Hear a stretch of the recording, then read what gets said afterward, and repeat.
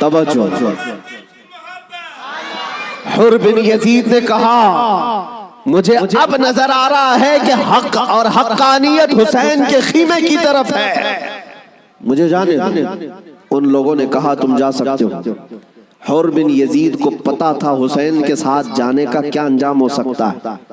22,000 کا لشکر جرار ہے اور ادھر صرف 80-82 لوگ ہیں۔ ایسے وقت میں ایک چھوٹی جماعت کا ساتھ کون دے سکتا ہے جہاں بھاری بھرکم لشکر سامنے موجود ہو؟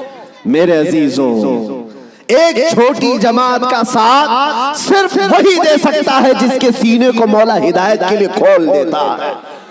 میں نے دیکھا ہے مصیبتوں کے وقت کون ہمارے ساتھ کھڑا ہوتا ہے۔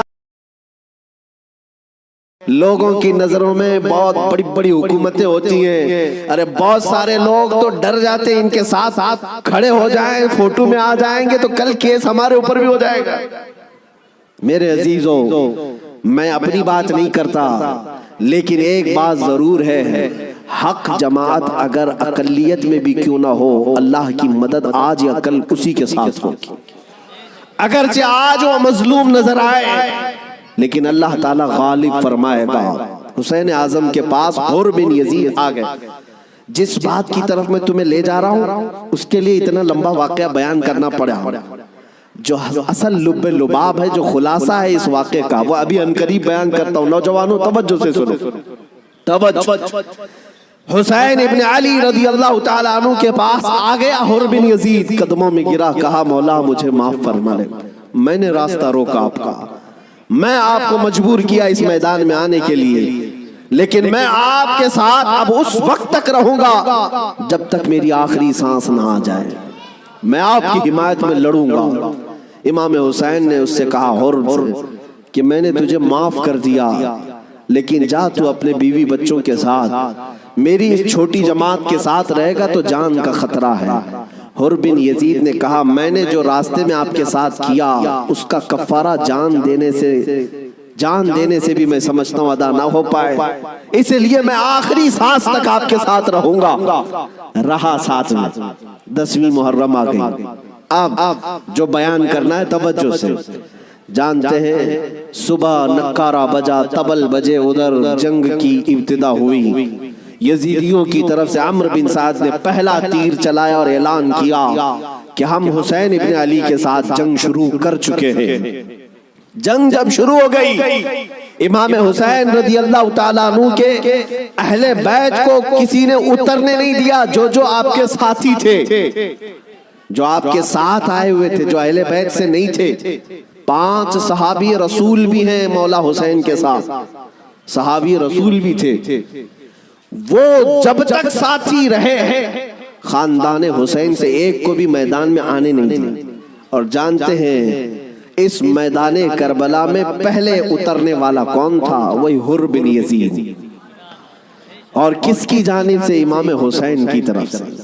ایک بات مولا قدیر و جبار کی تمہیں سمجھنا پڑے گا، اگر وہ ہدایت دینے پر آئے تو کفر کی طاغوتی طاقتوں میں سے بھی کسی کو ہدایت دے کر کے اس کو پاسبان اسلام بنا سکتا ہے، اور کبھی گمراہ کرنے پر آئے تو کعبہ کے قریب رہ کر کے بھی کوئی گمراہ ہو سکتا ہے۔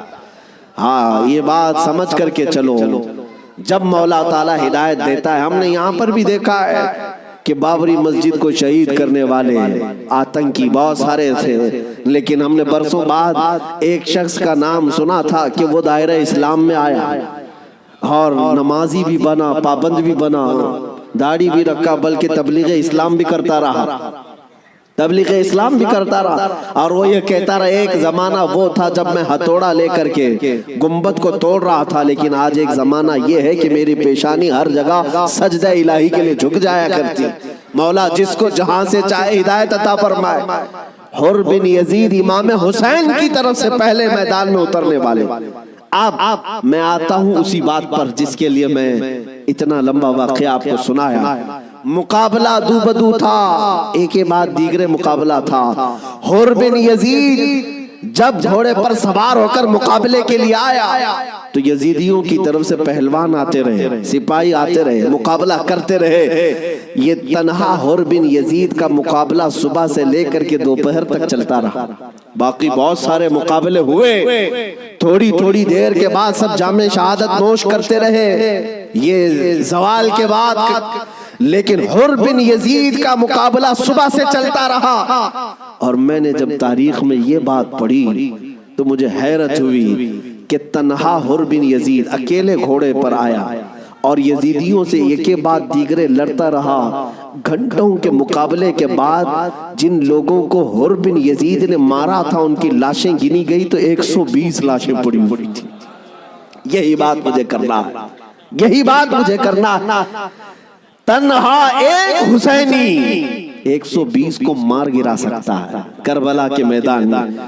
تم صرف یہ سنتے ہو کہ حسین اعظم کے بچے شہید ہو گئے، لیکن حسینیوں نے جن کو کاٹا ہے وہ کیوں نہیں سنتے؟ وہ کم نہیں تھے، بہتوں کو فنا فی النار کیا۔ اب جو بات کہنی ہے وہ یہ ہے، حر بن یزید خاندان حسین سے نہیں ہے، اہل بیت سے نہیں ہے، انصار میں سے بھی نہیں ہے جو ساتھی وہاں سے آئے تھے، بلکہ ایک دن پہلے توبہ کر کے حسینی بنا تو دوسرے دن کی طاقت کا حال یہ ہے۔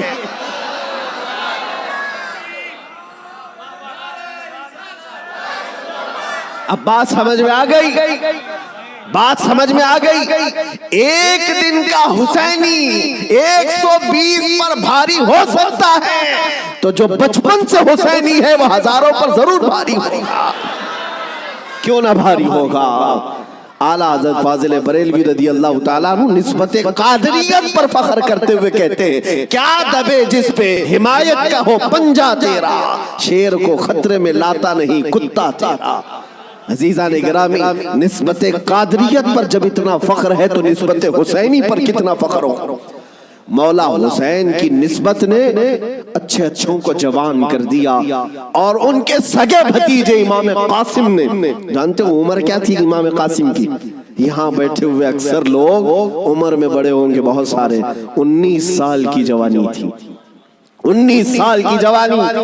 تاریخ نگاروں نے لکھا ہے امام قاسم جب گھوڑے پر بیٹھ کر کے آئے تھے تو یزیدی خیمے میں ایسی کھلبلی مچی، لوگ یہ کہتے تھے کہ قاسم بن حسن، امام حسن کے بڑے بیٹے امام قاسم، میں نے یہ بھی روایت پڑھی، امام قاسم جب گھوڑے پر صرف پہلو بدلتے تھے، پہلو بدلنے، گھوڑے پر ادھر سے ادھر اس طرح پہلو بدلنا، تو یزیدی خیمے کے لوگ کہتے ہیں جب قاسم بن حسن گھوڑے پر پہلو بدلتے تھے تو ایسا لگتا تھا کہ بجلی چمک رہی ہے، بجلی چمک رہی ہے۔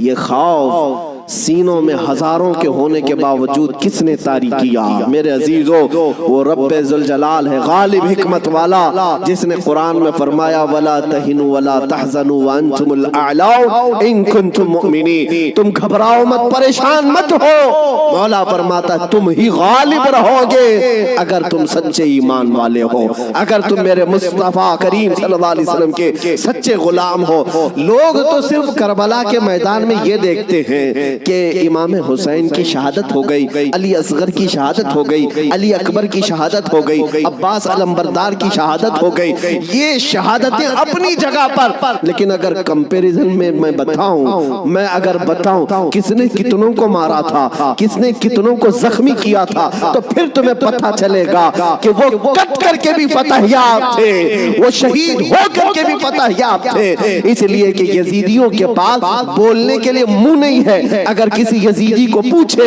کہ تم کس کے ساتھ لڑنے کے لیے گئے تھے تو یہ کہیں گے 80 لوگوں کے ساتھ۔ کتنے لوگوں کے ساز و سامان کے ساتھ گئے تھے؟ کہیں گے 22,000 کے ساتھ۔ تو دنیا آج بھی ہنسے گی، 80 لوگوں سے لڑنے کے لیے 22,000 گئے تھے، کیا کیا لے کر گئے تھے؟ ہاتھی بھی تھے، گھوڑے بھی تھے، نیزے بھی تھے، تلواریں بھی تھی، بھالے بھی تھے، سب تھا۔ پھر اگر تم سے پوچھا جائے ساز و سامان کے ساتھ سہولتیں کیا تھی، یزیدی کہیں گے پورا پانی ہماری طرف تھا، دریائے فرات بھی ہماری طرف تھا، کھانا بھی ہماری طرف، پانی بھی ہماری طرف۔ پھر دنیا پوچھے گی ادھر کے خیمے میں حسین کتنی تیاری کے ساتھ آئے تھے، تو تمہیں منہ جھکا کر کہنا پڑے گا ان کے پاس صحیح قسم کے نیزے اور تلواریں بھی نہیں تھی، اور گھوڑے اور ہاتھی اور اونٹ بھی نہیں تھے، ان کے پاس تو 3 دن کی بھوک بھی تھی، پیاس بھی، اور اس کے علاوہ ان نوجوانوں کے پاس بھوک و پیاس کی شدت کے ساتھ ساتھ ساز و سامان جنگ بھی نہیں تھا۔ تب دنیا آج بھی کہے گی بھلا اس کو جنگ کہتے ہیں، بھلا اس کو مقابلہ کہتے ہیں؟ وہ حسینی اگر تمہارے ساتھ مقابلہ نہ بھی کرتے تب بھی قیامت تک حسین کی فتح کا پرچم لہرا رہا ہوتا، لیکن آج دنیا یہ دیکھ کر کے بھی کہتی ہے، چلو تخت و تاج کے مالک ہونے کو اگر آج دنیا یہ کہتی ہے، طاقت والے فتح یاب ہیں، حکومت والے فتح یاب ہیں، تخت والے فتح یاب ہیں، توجہ سے یہ بات میں آج ذمہ داری کے ساتھ کہہ رہا ہوں، کل کو اگر مجھے کوئی پھانسی پر چڑھائے، کل کو اگر مجھے کوئی گولی مارے، تو یہ بات میری یاد رکھنا میرے عزیزو،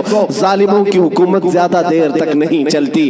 یزید کا تخت بھی تھا، تاج بھی تھا، حکومت بھی تھی، فوجی بھی تھے، سپاہی بھی تھے، لیکن آج جاؤ اس یزید کے تخت کو ڈھونڈنے کے لیے، محل کو ڈھونڈنے کے لیے۔ دمشق آج بھی موجود ہے، ملک شام آج بھی موجود ہے۔ دمشق اگر جا کر کے لوگوں سے پوچھو گے وہ تخت کہاں ہے جہاں سے حکومت کی جاتی تھی، یہاں سے بیٹھ کر کے کربلا کے ریگزاروں میں خون بہایا جا رہا تھا، یزید کہاں ہے، تخت کہاں ہے؟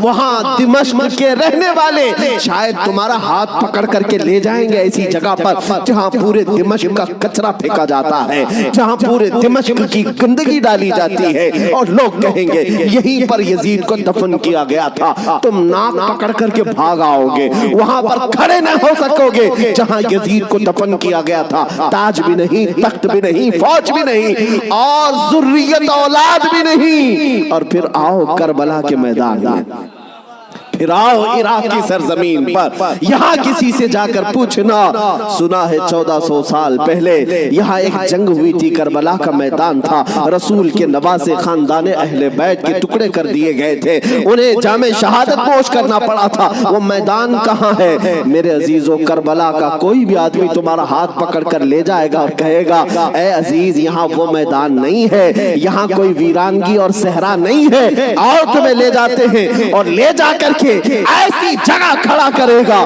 جہاں سے تمہاری نظر اٹھے گی تو سونے سے کلئی کیا ہوا لہراتا ہوا پرچم حسین تمہیں آج بھی اس بات کا اعلان کرے گا، شاہ اسد حسین، بادشاہ اسد حسین۔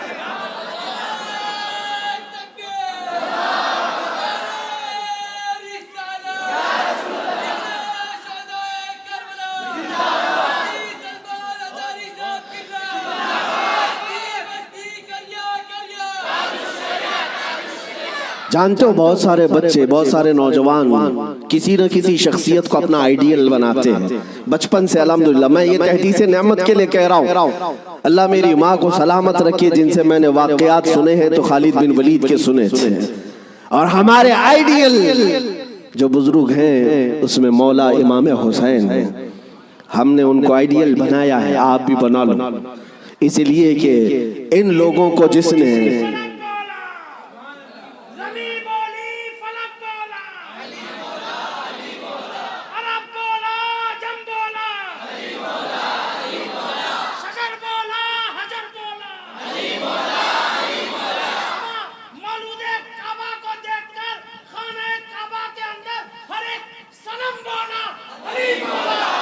علی مولا۔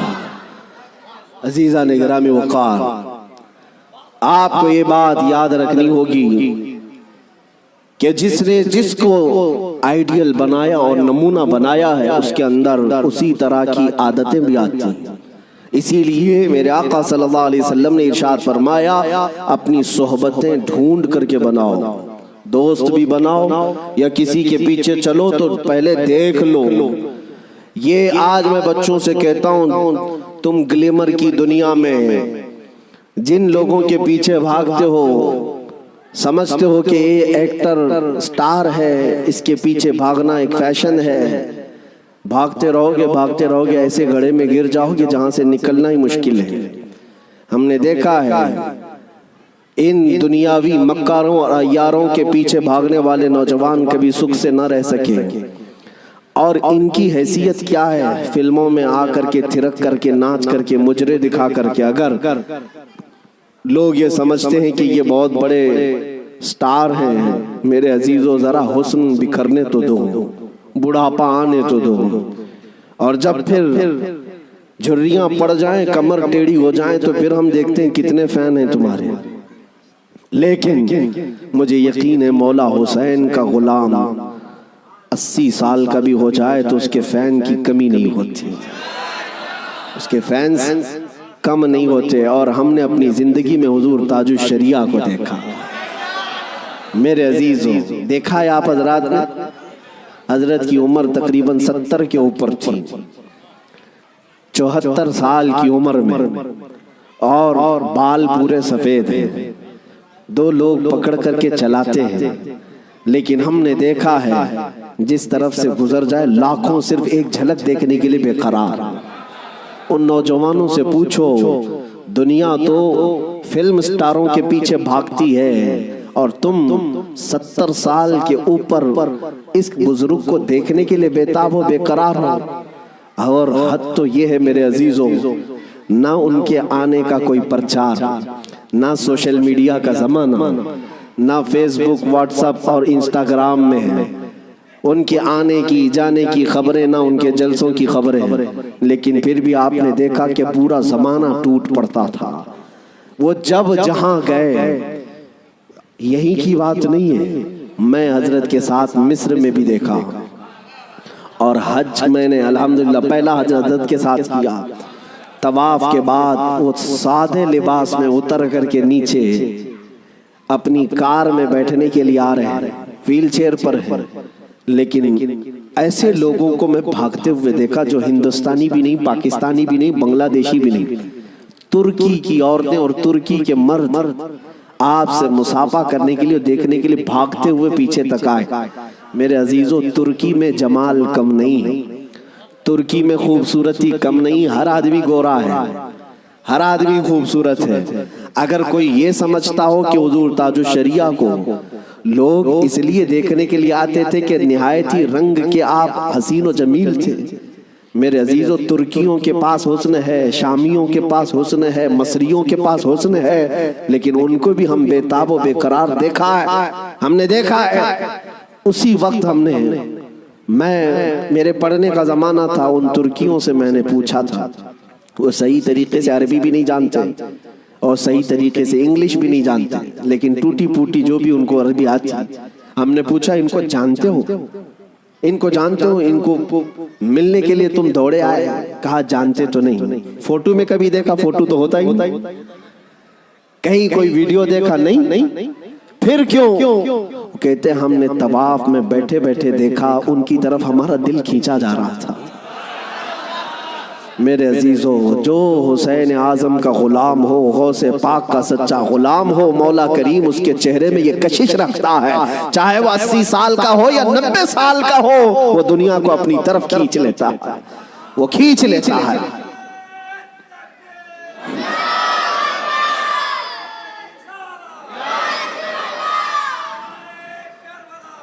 اب آؤ میں آپ کو بات بتا دوں، مر جانا، کٹ جانا، یہ ہماری انتہا نہیں ہے۔ اگر کوئی یہ سمجھتا ہے کہ ہمیں پھانسی دے کر کے یہ ختم کر دے گا تو اس کی خام خیالی ہے۔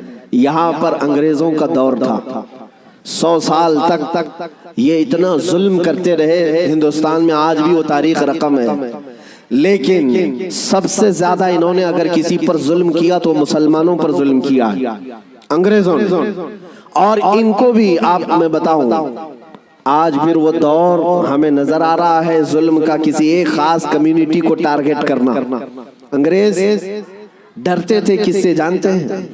جن لوگوں سے وہ ڈرتے تھے وہ کالا پانی کی سزا دیتے تھے۔ انڈمان نکوبار، جزیرہ انڈمان کو بھیجتے تھے، لیکن جزیرہ انڈمان نکوبار میں جو جیل ہے جہاں بھیجتے تھے، وہاں سب سے زیادہ اگر کسی کو انہوں نے بھیجا ہے تو وہ علماء اہل سنت کو بھیجا ہے۔